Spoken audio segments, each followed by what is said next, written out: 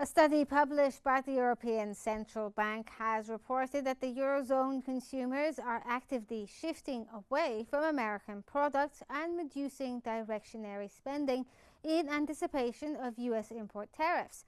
The research reveals that 26% of surveyed consumers have switched away from US-made products, while 16% have cut their overall spending.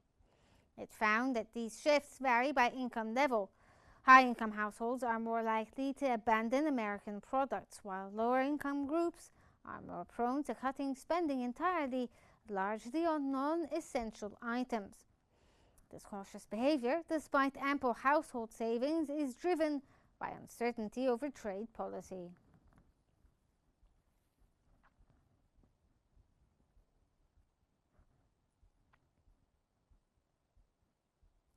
The British government has formally approved plans for a £2.2 billion second runway at London Gatwick Airport, a significant expansion of the country's largest airport. The decision follows a approve letter issued by the Transport Minister Heidi Alexander in February, which has now been confirmed. Gatwick's plan involves bringing its existing northern runway into full routine use by moving it 12 meters to comply with safety standards. The project is expected to boost trade and tourism and create 14,000 jobs. Vinci Airports, which owns a majority stake in Gatwick, said that the investment is fully funded by its shareholders.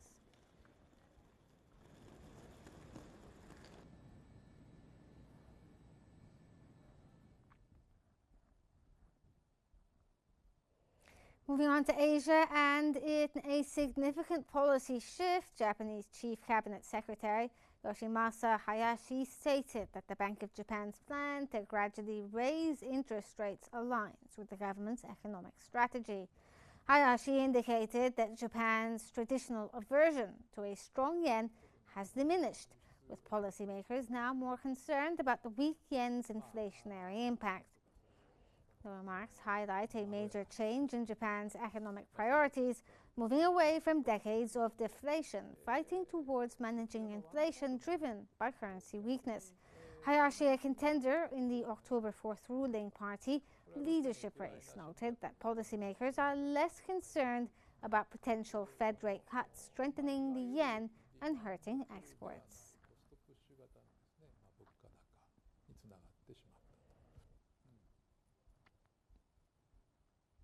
China has kept its benchmark lending rates unchanged for the fourth consecutive month in September.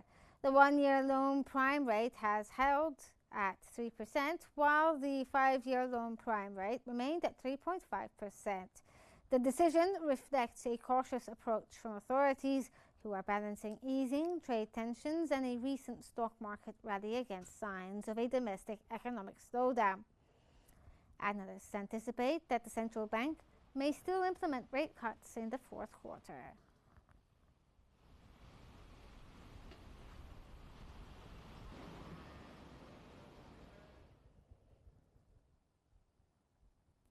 Zhu Zhan, head of the State Administration of Foreign Exchange, has stated that China's foreign exchange reserves have remained consistently above the $3 trillion during the 14th to 5-year plan period. The reserve have stayed over $3.2 trillion for the past 2 years. Liu emphasized that the reserve have not only maintained a stable scale, but also served as a key stabilizer and ball set for the national economy and financial systems. He noted that China has continued to strengthen the management and operation of its foreign exchange reserves to ensure asset security, liquidity, and value preservation.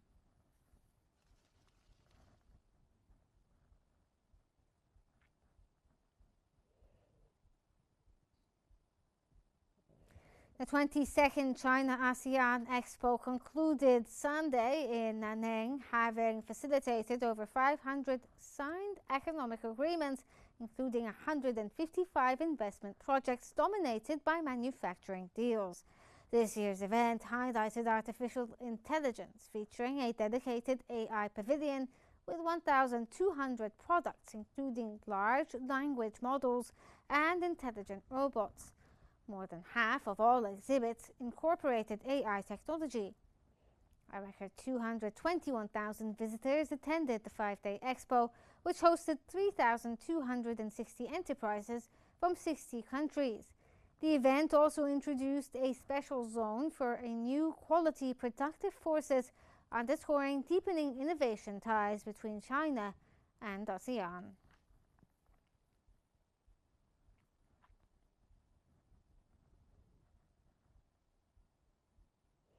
Malaysia's trade minister has revealed that the China-backed Regional Comprehensive Economic Partnership will discuss expanding its membership and improving trade flows when leaders meet in October for the first time in 5 years.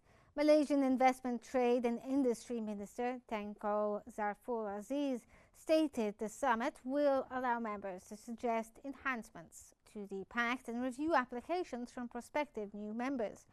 The meeting will take place when Malaysia hosts the annual ASEAN gathering in Kuala Lumpur. The world's largest trade bloc includes the 10 ASEAN nations plus China, Japan, South Korea, Australia and New Zealand.